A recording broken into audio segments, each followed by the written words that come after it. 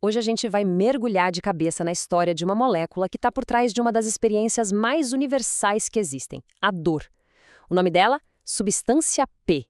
E ela é basicamente a mensageira principal nos circuitos de dor do nosso corpo. Só que, claro, a história é bem mais complexa do que parece, né? A grande pergunta que vai guiar a nossa conversa é: como é que uma molécula, uma coisa biológica, não só faz a gente sentir dor, mas também está ligada àquela angústia, sabe? Aquela parte emocional que vem junto. O que, afinal, transforma uma sensação física em sofrimento?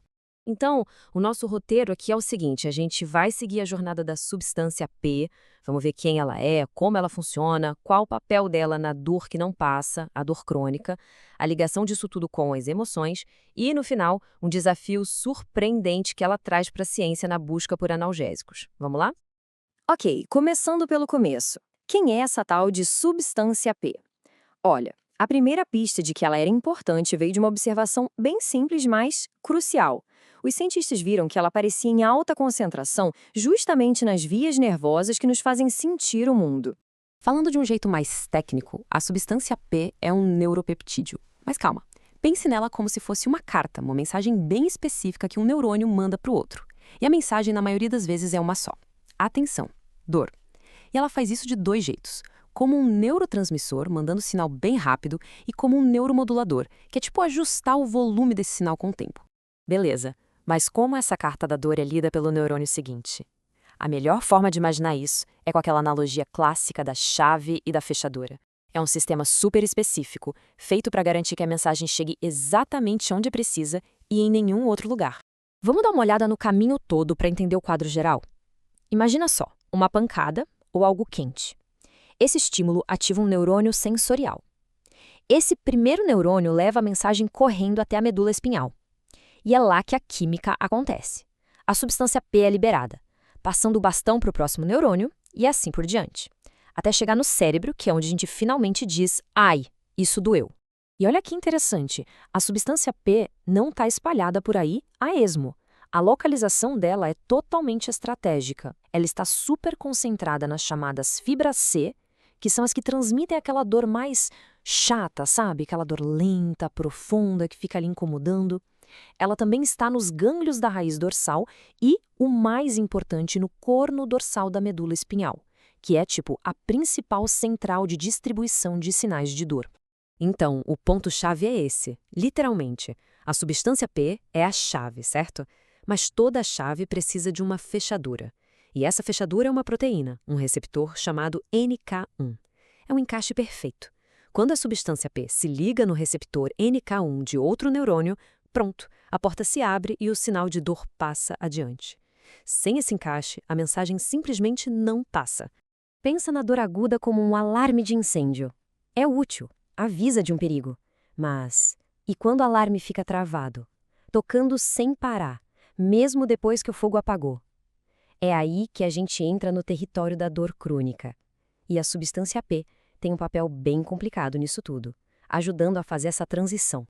E essa é uma pergunta central para milhões de pessoas, não é? Porque a dor, às vezes, em vez de melhorar, só piora com o tempo. A resposta está num fenômeno em que o nosso próprio sistema nervoso fica hipersensível, e a substância P é uma das protagonistas nesse processo de aumentar o volume da dor. O nome disso é sensibilização central. Para entender, imagina o seguinte: a substância P não age sozinha. Ela funciona como um megafone para um outro mensageiro da dor, o glutamato. Ela deixa os neurônios da medula espinhal muito mais animados, muito mais fáceis de disparar. O resultado? O volume da dor vai lá para cima. Um toque que não doía passa a doer, e a dor que já existia fica muito mais intensa. E não para por aí, não. Quando ela é liberada lá nas terminações nervosas, perto da lesão, ela causa uma coisa chamada inflamação neurogênica. Basicamente, ela mesma provoca inflamação, faz os vasos sanguíneos dilatarem, causa inchaço, chama as células de defesa, ou seja, ela cria um ciclo vicioso de inflamação e dor no próprio local.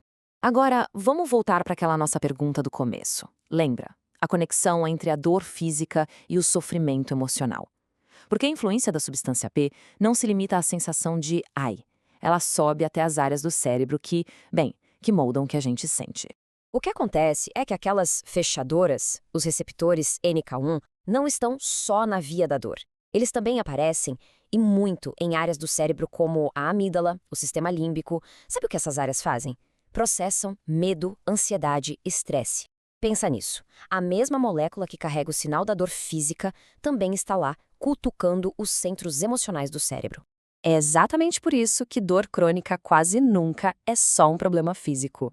Aquela sinalização constante da substância P ajuda a alimentar o ciclo de estresse, ansiedade e até depressão que vem junto com a dor que não vai embora. Ela reforça a ideia de que a dor é uma ameaça constante, algo terrível que não se consegue evitar. Bom, com um alvo tão claro assim, a chave, substância P, e a fechadura, o receptor NK1, a solução parece óbvia, né? É só criar um remédio que bloqueie esse encaixe. Mas a biologia adora um plot twist, e essa história virou um dos maiores desafios da farmacologia moderna.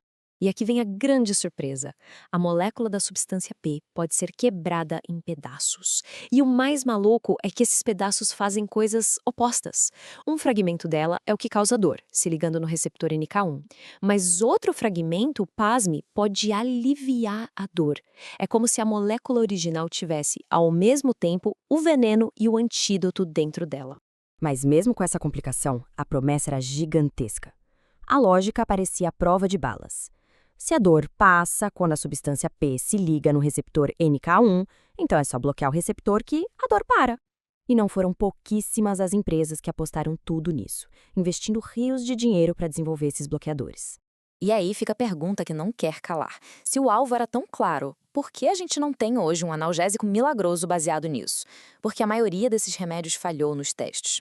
A resposta, mais uma vez, mostra como a biologia da dor é um quebra-cabeça de 1000 peças. O que cientistas descobriram foi que a coisa era bem mais complicada. Primeiro, para ter algum efeito era preciso bloquear mais de 90% dos receptores, quase todos. Segundo, o sinal da dor não fica só na porta da célula, ele continua lá dentro, em lugares que os remédios não alcançavam. E o mais importante, a dor não é uma rua de mão única. A substância P é só um dos jogadores. Bloquear só um deles é como tentar parar uma enchente com um baldinho. E tudo isso nos leva a uma reflexão final. A saga da substância P nos ensinou uma grande lição. A dor não é um interruptor de liga e desliga, é uma rede, viva, que se adapta. Então talvez o futuro do tratamento da dor não seja tentar calar uma única molécula, mas sim aprender a modular, a ajustar essa conversa complexa entre todas elas. A pergunta que fica é, como a gente pode fazer isso de um jeito mais inteligente?